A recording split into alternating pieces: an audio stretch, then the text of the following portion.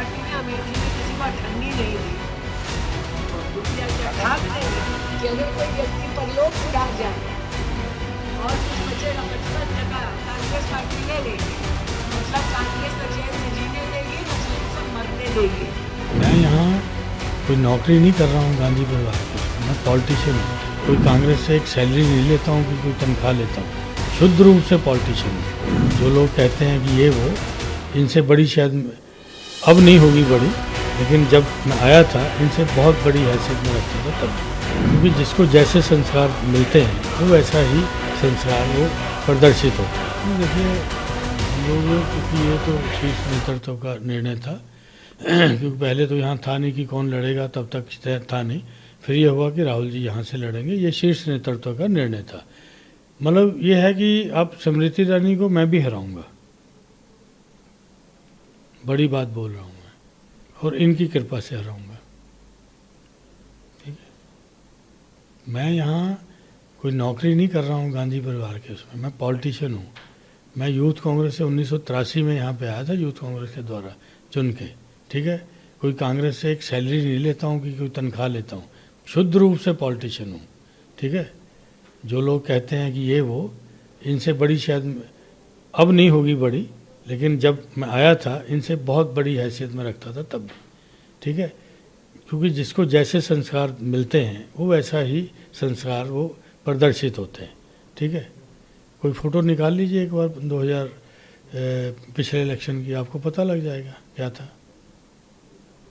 आप बड़ी बात कह रहे हैं, स्मृति ईरानी को मैं हराऊंगा, तो लिहाजा आपने होमवर्क आपको लगता है पूरा कर लिया है अपना? नहीं, होमवर्क देखिए, वजह रहेगी कि आप उनको नहीं देखिए, पहले मैं बता दूं कि इलेक्शन, हम लोग को इलेक्शन के आने पे नहीं तैयारी होती है।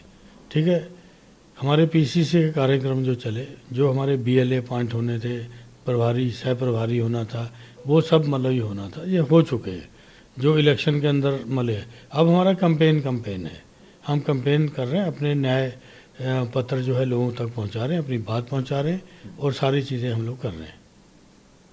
ठीक है, क्योंकि देखो मैं जो बात बड़ी बात करता हूँ, मैं जनता की बात पे बात करता हूँ। ठीक है, कि आदमी को घमंड नहीं करना चाहिए, मैं भी घमंड नहीं कर रहा हूँ कि जिस तरह की वो लैंग्वेज यूज़ हो रही है वो उनका घमंड है, मतलब वो मैं यूज़ नहीं करता हूँ। ठीक है, वो जनता जो कहती है मैं वो यूज़ करता हूँ।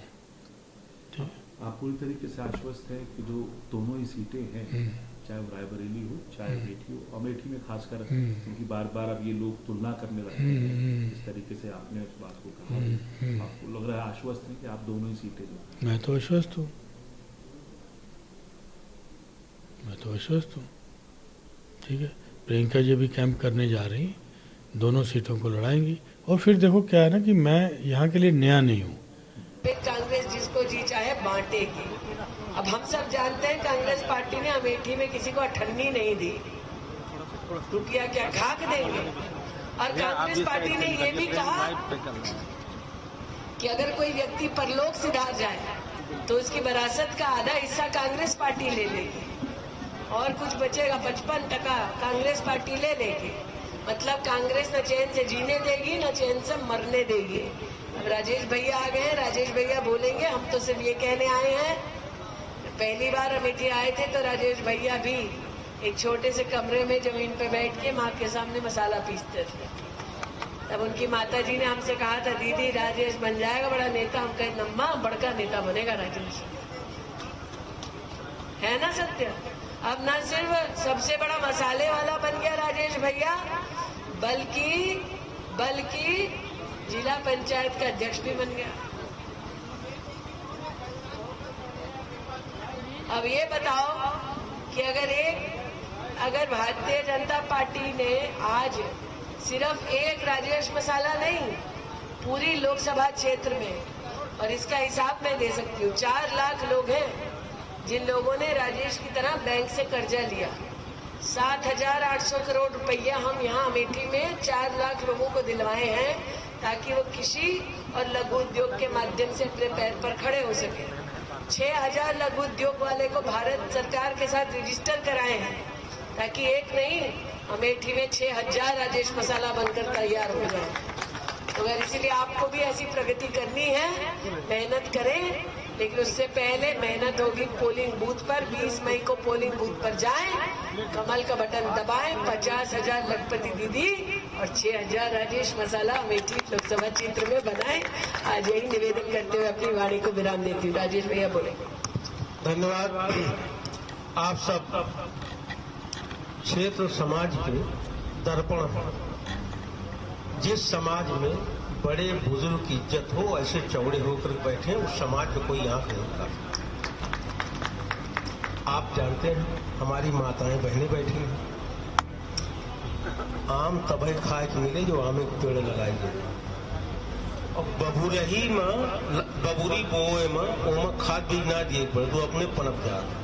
तो जौन बबूर पन डेवलप ओके पहले हम डेवलप नहीं कर पाए।